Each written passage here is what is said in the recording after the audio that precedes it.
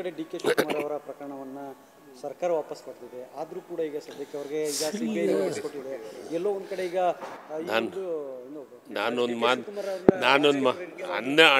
ನೂರಕ್ಕೆ ನೂರರಷ್ಟು B J ಪಿಯವರು ಏನಿದ್ದಾರೆ, ಕೇಂದ್ರ ಸರ್ಕಾರದವರು CBI ED ಅನ್ನೋದನ್ನು ತಮ್ಮ ಸ್ವಂತ ಆಸ್ತಿಯ ರೀತಿ ಮಾಡ್ಕೊಂಡಿದ್ದಾರೆ.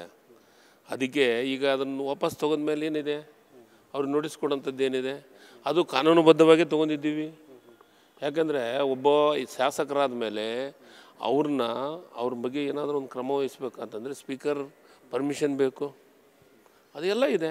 ನಾವೇ ಕ್ಯಾಬಿನೆಟ್ನಾಗ ಇದ್ವಿ, ಆ ಕ್ಯಾಬಿನೆಟ್ನಾಗ ಎಲ್ಲ ಸಬ್ಜೆಕ್ಟ್ಗಳು ತೊಗೊಂಡಿದ್ದೀವಿ. ಒಂದು ಯಾವುದೂ ಇರಲಾರ್ದನ್ನು ಮಾಡಿದ್ದಾರೆ. ಅಂದರೆ ದ್ವೇಷದ ರಾಜಕಾರಣ BJP ಅವ್ರು ಮಾಡ್ತಾರೆ. ಹೈಕೋರ್ಟ್ ಸಹ ಅವರು ಕೇಸ್ ಅರ್ಜಿಯನ್ನು ರದ್ದುಗೊಳಿಸಿದೆ, CBI ಹಾಕಿದಂಥ ಅರ್ಜಿಯನ್ನು ರದ್ದುಗೊಳಿಸಿದೆ. ಆದ್ರೂ ಪದೇ ಪದೇ ಇವ್ರನ್ನ ಟಾರ್ಗೆಟ್. ಸರಿಗ ಯಾರು ಸ್ಟ್ರಾಂಗ್ ಇರ್ತಾರ, ಯಾರು ಅವ್ರನ್ನ ಟೀಕೆಯನ್ನು ಮಾಡ್ತಾರ, ಪಕ್ಷವನ್ನು ಯಾರು ರಕ್ಷಣೆ ಮಾಡ್ತಾರ, ಆವಾಗ ಸಹಜವಾಗಿ ಇಂಥ ಕೆಲಸನೇ ಮಾಡ್ಕೊತ ಬಂದಿದ್ದಾರೆ.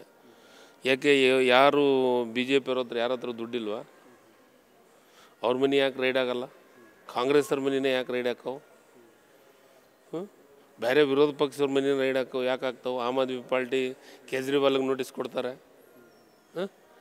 ಯಾಕೆ ಹಿಂದೆ BJP ಒಳಗೆ ಎಷ್ಟೆಷ್ಟು ಮಂದಿಗೆ ರೈಡ್ ಆದವು, ಎಷ್ಟೆಷ್ಟು ಮನೆಯೊಳಗೆ ದುಡ್ಡು ಸಿಕ್ಕು, ಅವ್ರಿಗೆ ಯಾಕೆ ED ಕೇಸ್ ಆಗಲಿಲ್ಲ? ಅಲ್ಲ, ಒಂದು ಏನು ಅಂದರೆ ಸರ್, BJP ಅವರು ಅವ್ರ ಸಿದ್ಧಾಂತನ ಚಾಚು ತಪ್ಪದೆ ಪಾಲಿಸ್ತಾರೆ, ಕಾಂಗ್ರೆಸ್ನವರು ಆ ಸಿದ್ಧಾಂತನ ಬದಿಗೊತ್ತಾರೆ ಅಂತ. ಸಿದ್ಧಾಂತವನ್ನು ಚಾಚು ತಪ್ಪದೆ ಮಾಡೋದಲ್ಲ, ವಾಸ್ತವ ಸತ್ಯವನ್ನು ಮಾಡಲಿ. ಅವ್ರ ಅಜೆಂಡಾ ಏನಿದೆ? ಅವ್ರ ಅಜೆಂಡನೇ ಬೇರೆ ಇದೆ.